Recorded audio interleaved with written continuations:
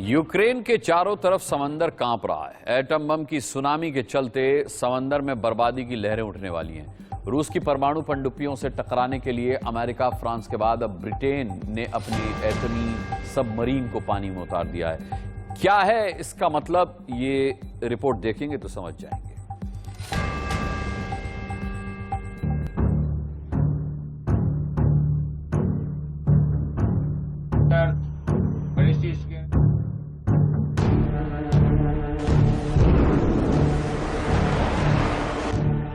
Putin की परमाणु धमकी के बाद एक्शन में बाइडेन, रिएक्शन में जेलेंस्की, लेकिन ब्रिटेन के बोरिस जॉनसन ने जो कर दिया उससे समुद्र की लहरें कांप रही हैं।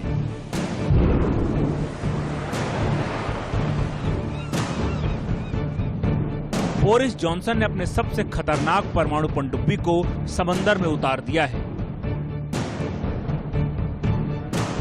ये परमाणु पनडुब्बी पानी में गोता मार चुकी है और जिब्राल्टर की ओर निकल पड़ी है। ये वही इलाका है जहां रूस के जंगी जहाज भूमध्य सागर के रास्ते ब्लैक सी की तरफ बढ़ते हैं।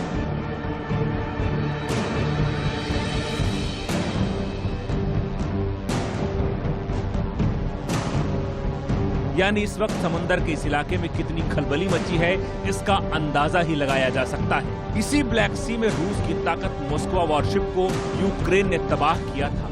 क्या अब उस खाली वक्त और खाली जगह का फायदा ब्रिटेन की पनडुब्बी उठा पाएगी? ब्रिटेन की पनडुब्बी की गिनती दुनिया के सबसे शक्तिशाली और सबसे एडवांस और घातक पनडुब्बी में होती है। ब्रिटेन ने जिस पनडुब्बी को समुद्र में उतारा है उसका नाम है HMS ओडेसिस। ये 97 मीटर लंबी है। ये एस्ट्रूट क्लॉज की पनडुब्बी है। हंटर किलिंग श्रेणी में इसकी गिनती होती है। टारपीडो से यह हमला करने में सक्षम है। टॉमहॉक क्रूज मिसाइल से लैस है। 1200 किलोमीटर तक ये अपना लक्ष्य भेद सकती है। ऑक्सीजन बनाने की मशीन इस पनडुब्बी में लगी हुई है। समुद्र के पानी को ये पीने लायक बना सकती है। दुश्मन को चकमा देने में माहिर है और सालों साल पानी के भीतर रह सकती है।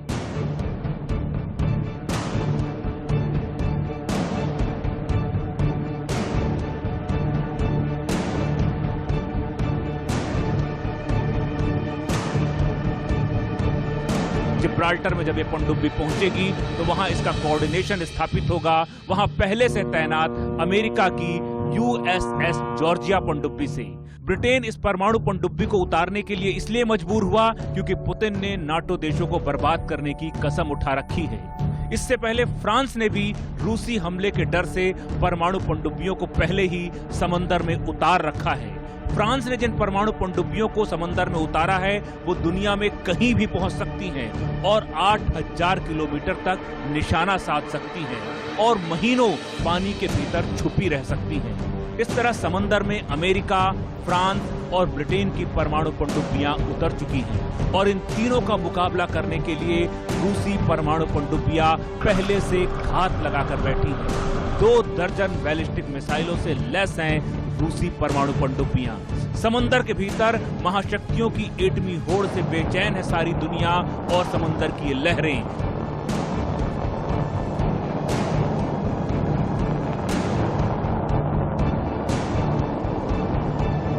क्योंकि परमाणु की ये सुनामी अब दुनिया को जिंदा नहीं छोड़ेगी। Bureau report, India news.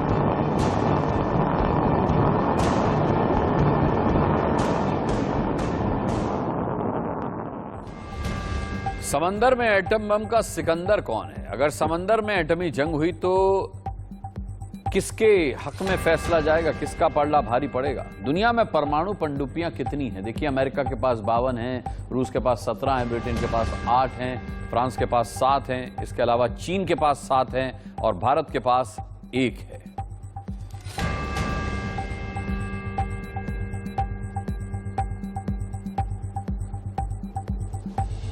अब बात करते हैं मारियापोल की, जिस पर रूस ने कब्जा कर लिया है। वहीं यूक्रेन के रणनीतिक रूप से बेहद अहम बंदरगाह शहर मारियापोल में एक स्टील फैक्ट्री में डटे यूक्रेनी सैनिकों ने रूस की धमकी के आगे झुकने से इनकार कर दिया। यूक्रेनी सैनिकों ने कहा कि वो सरेंडर नहीं करेंगे। इससे पहले रूस ने उन्हें आत्मसमर्पण के लिए समय सीमा दी थी, जो अब खत्म हो गई है। रूस ने कहा था कि यूक्रेन के सैनिक या तो सरेंडर करें या मरने के लिए तैयार रहें। खबरों के मुताबिक रूस ने मारियापोल के ज्यादातर हिस्सों पर अपना कब्जा कर लिया है और यूक्रेन का पहला बड़ा शहर जो है वो पुतिन के कब्जे में आ गया है। यूक्रेन जंग में रूस की अब तक की सबसे बड़ी ये जीत है। मारियापोल पर कब्जा। मारियापोल रूस के कब्जे में है। स्टील फैक्ट्री के कर्मचारियों ने सरेंडर से इनकार कर दिया है। रूस ने स्टील फैक्ट्री पर जबरदस्त बमबारी की। मारियापोल में आवाजाही के सारे रास्ते रूस ने बंद कर दिए। लोगों को अब रूसी पास दिखाना होगा शहर में घूमने के लिए। देखिए रूस के इस दावे को यूक्रेन के राष्ट्रपति कैसे चुनौती दे रहे हैं। Від Росії, коли вона буде використовувати ядерну зброю. Світу не треба, світу треба готуватись до цього. Готуватись по-різному, не тільки антидоти, тощо там, да, бомбосховища, але з ними треба говорити, підписувати бумагу, затиснути їх економіку так, щоб у них не було навіть думки про це. Ось що я маю на увазі. А треба очікувати від них. Вони можуть використовувати будь-яку зброю, я впевнений в цьому. Будь-яку зброю. І вірити не можна. Тому і ніяких гарантій безпеки. हमारे रक्षा विशेषज्ञ मेजर मोहम्मद अली शाह साहब इस वक्त हमारे साथ जुड़ गए हैं। मैं एक रिएक्शन उनका जरूर लेना चाहूंगा। मेजर साहब, बहुत बहुत स्वागत है आपका हमेशा की तरह। मुझे ये बताइए कि मारियापोल पर रूस का कब्जा क्या वाकई में रूस की जीत की शुरुआत इसे कह सकते हैं? मैं रूस की जीत शुरुआत अभी तक नहीं कहूंगा, क्योंकि जंग में सब हारते ही हैं, जैसे कि आपको पता है अनुराग भाई, कोई जीतता है ही नहीं। लेकिन हाँ, उनके लिए काफी ये मोरल बूस्टर रहेगा। ये उनके लिए काफी उनकी पीठ थपथपाने की बात है कि इतने दिन के बाद तकरीबन 2 महीने होने वाले हैं ऑलमोस्ट, और कम से कम मारियापोल पे तो कब्जा जमा पाए ये लोग, क्योंकि कीव पे आपने देखा काफी टाइम उनके बाहर अटके रहे। कई लोग बोलेंगे कि उस पर कब्जा ही नहीं करना चाहते थे। अरे अगर कब्जा ही नहीं करना चाहते थे तो अपने साथ जनरलों को क्यों मरवाया, अपना जहाज क्यों डुबवाया, अपनी इतनी कैजुअलिटी क्यों करवाई, अपने टैंक्स को क्यों तहस नहस करवाया। तो जी हाँ, एक तरीके से उनकी मैं अभी तक नहीं कहूंगा कि उनकी जीत की शुरुआत यहां से हो गई है, मगर हाँ, उनके लिए एक बहुत बड़ी जीत हुई है। बहुत बड़ी जीत हुई है। हालांकि इसे जीत की शुरुआत आप नहीं कहना चाहते। मैं लौटूंगा आपके पास। अपने दर्शकों को बता दें कि इस वक्त पुतिन की सेना इस कदर खूंखार हो गई है कि लोग कब्रिस्तान जाने से भी डर रहे हैं। रूसी सेना कब्रिस्तान पर भी बमबारी कर रही है और लोग बमबारी के बीच देखिए कैसे मातम करने पहुंच रहे हैं।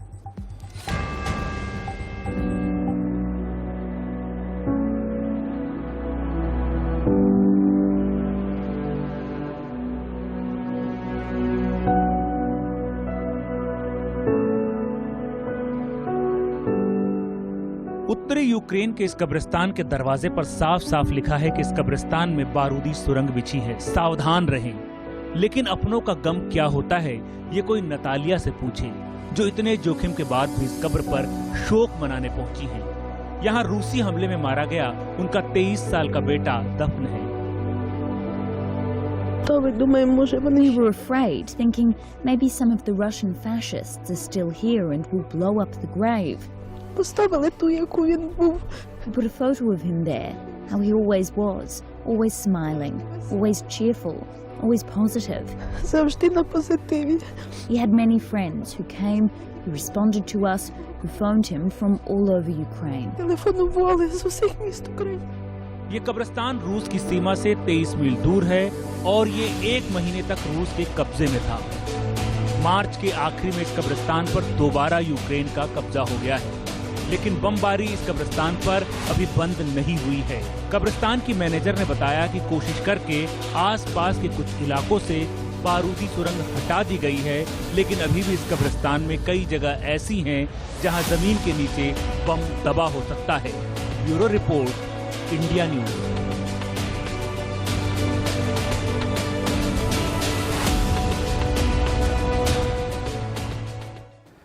आइए अब आपको बूचा के कब्रिस्तान में ले चलते हैं। बूचा जहां सबसे ज्यादा नरसंहार हुआ।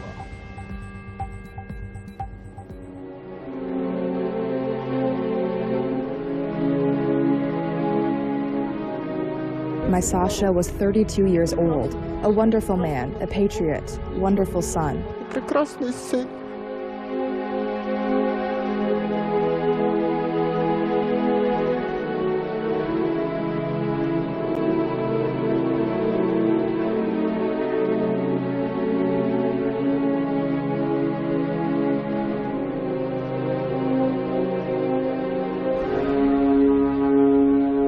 Prayed today to stop crying. I did not stop crying for a whole day.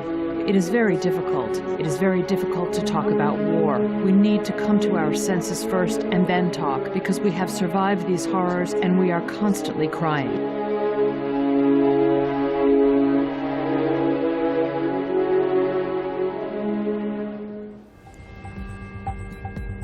Major Mohammad Ali Shah sahab, ये तस्वीरें देख करके वाकई दिल से आवाज आती है कि ये जंग अब खत्म होनी चाहिए।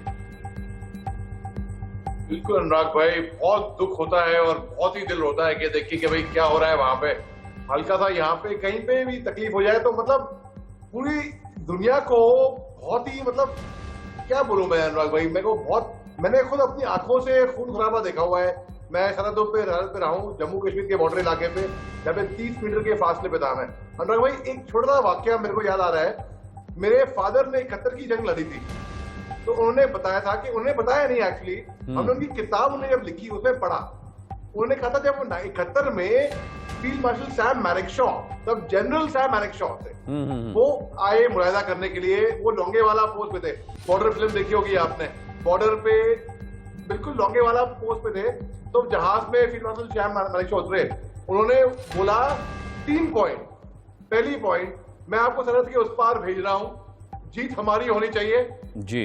प्रिजनर ऑफ वॉर जो होंगे उनको इज्जत से आप पेश आएंगे, कोई लूट मार डकैती नहीं होगी वहां पे, और जो महिला है पाकिस्तानी बेगम्स हैं उनसे आप दूर रहेगा। ऐसा फील्ड मार्शल सैम मैरिकशॉ ने कहा था और वो कह के चढ़ गए। भाई देखिए, ये उसूल होते हैं जंग के, और यहाँ पे बहुत दिल दुखता है भैया, बहुत मतलब दिल रोता है मेरा। आई डोंट हैव वर्ड्स, मेरे पास शब्द कम हो जाते हैं मैं देखता हूँ ऐसे दुखद भरी तस्वीरें। जी हाँ, अगर हम बोलें कि अभी एक तरीके से अगर रूस की जीत की शुरुआत है, अगर ये कह के जंग रुक जाएगा और रूस मान जाएगा, बोलेगा भाई अब हम यहाँ पे एक सीज फायर होनी चाहिए बिल्कुल कंप्लीट ऑल आउट, कि भाई जो युद्ध विराम खत्म, और वो कब होगा उसी का इंतजार है अभी अनुराग भाई जी।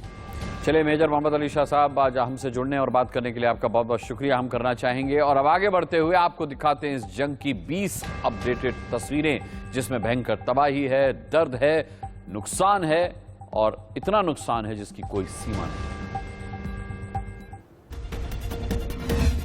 यूक्रेन ने जंग के 50वें दिन रूसी क्रूजर मोस्कवा को हमला कर बर्बाद कर दिया था। अब मोस्कवा के डूबने का वीडियो सामने आ गया है। छोटे से वीडियो में दिखाई दे रहा है कि मोस्कवा डूब रहा है। इस घटना से राष्ट्रपति व्लादिमीर पुतिन को सबसे बड़ा झटका लगा है। हालांकि उन्होंने इस बात को मानने से इनकार किया था।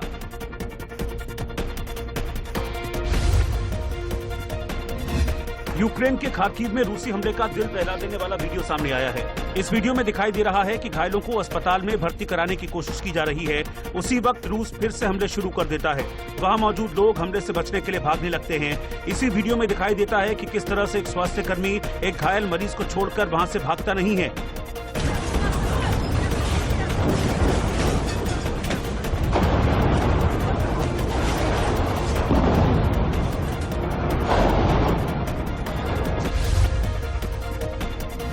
यूक्रेन के लवीव शहर पर रूस ने हमले किए, जिसमें 7 लोगों की मौत हो गई। वहीं 11 लोग इन हमलों में घायल हुए हैं। सिटी प्रशासन ने बताया है कि यहां के एक वेयरहाउस पर 4 रॉकेट दागे गए। एक सर्विस स्टेशन पर भी हमला किया गया।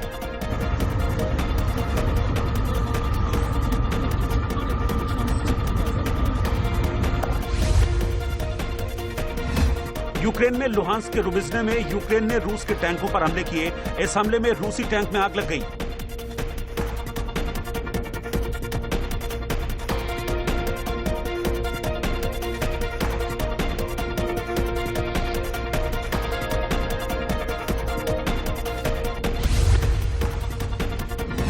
यूक्रेन के रिहायशी इलाके में रूस के हमले लगातार जारी हैं। इसी बीच एक 5 मंजिला इमारत पर रूस ने हमला किया। मौके पर खड़े शख्स ने बताया कि किस तरह से रूस ने अटैक किया।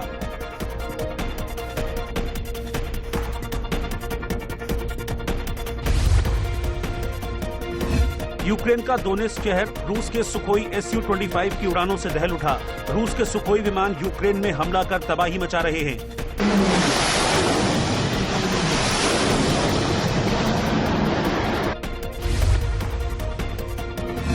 यूक्रेन के लुहांस्क में यूक्रेनी सैनिकों ने रूसी टैंकों पर हमले किए हैं। इस हमले में कई रूसी टैंक तबाह हो गए हैं।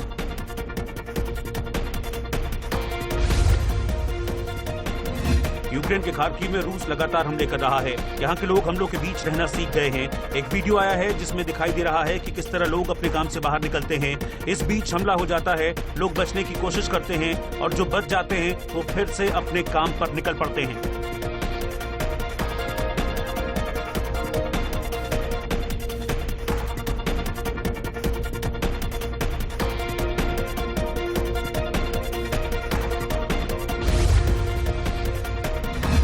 यूक्रेन के निप्रो शहर में स्ट्रीट ऑर्केस्ट्रा का आयोजन किया गया। यहाँ कलाकार इकट्ठा हुए और संगीत से देश की सेना और देशवासियों के जोश को बढ़ाने की कोशिश की। इसके साथ ही यूक्रेनी कलाकारों ने दुनिया को जंग का दर्द बताने का भी काम किया।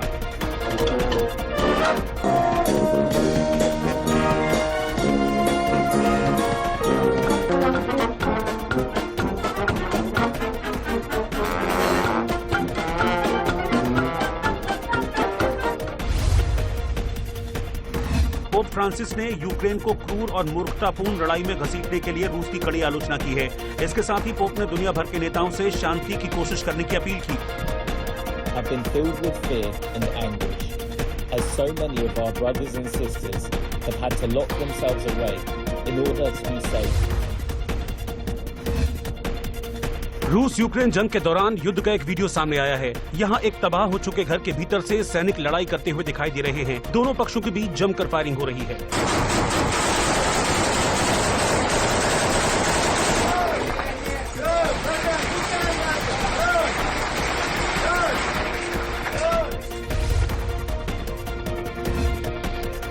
यूक्रेन ने रूस के T-72 टैंक को युद्ध के मैदान में मार गिराया है। इस हमले में रूस के टैंक में आग लग गई। यूक्रेन ने किस जगह रूसी टैंक पर हमला किया है ये अभी साफ नहीं है।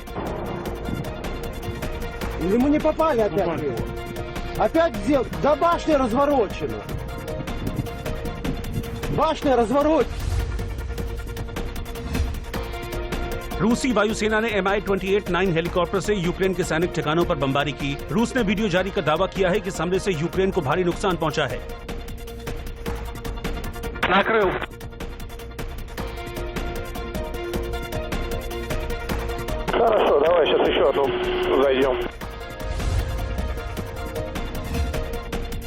यूक्रेन के खार्किव में रूसी हमले के बाद एक शॉपिंग कॉम्प्लेक्स के बाहर कोहराम मच गया। इस हमले में कई लोग घायल हो गए। लोग इलाज के लिए परेशान दिखाई दिए। इस हमले में इमारतों को भी नुकसान पहुंचा है और मलबा चारों तरफ बिखरा नजर आया।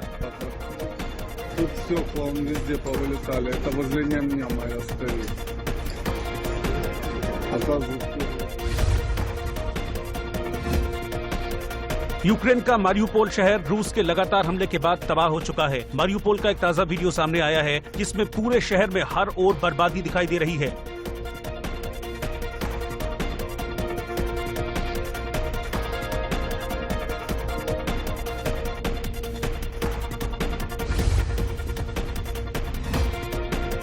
रूस के वॉरशिप मोस्कवा के तबाह होने की खबर के बाद रूसी रक्षा मंत्रालय ने अहम बैठक की। इस बैठक में रूसी नौसेना के commander in chief admiral Nikolai Yevmenov शामिल हुए। साथ ही इसमें मोस्कवा के चालक दल के सदस्य भी शामिल हुए। इस वीडियो को रूस के रक्षा मंत्रालय ने जारी किया है।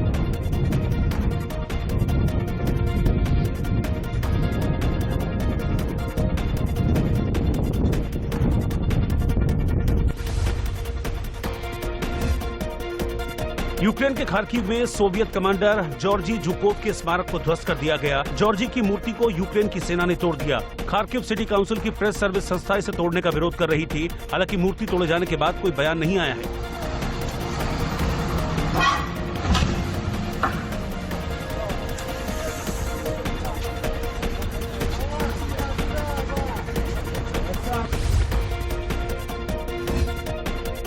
यूक्रेन के इरपिन से विशाल सामूहिक कब्र की तस्वीर सामने आई है। ये तस्वीर पूरी दुनिया में वायरल हो रही है। साथ ही इस मामले में रूस की जमकर आलोचना भी हो रही है।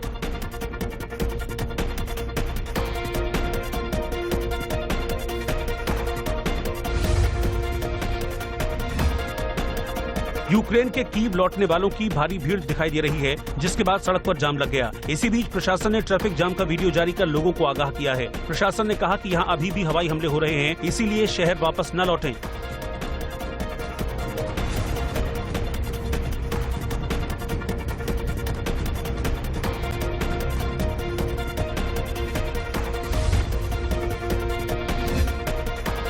रूस से लगातार हमलों के बावजूद यूक्रेन के लोगों का उत्साह कम नहीं हो रहा है। यूक्रेन की जनता देशभक्ति गीत गाकर अपना और देश के सैनिकों का उत्साह बढ़ा रही है।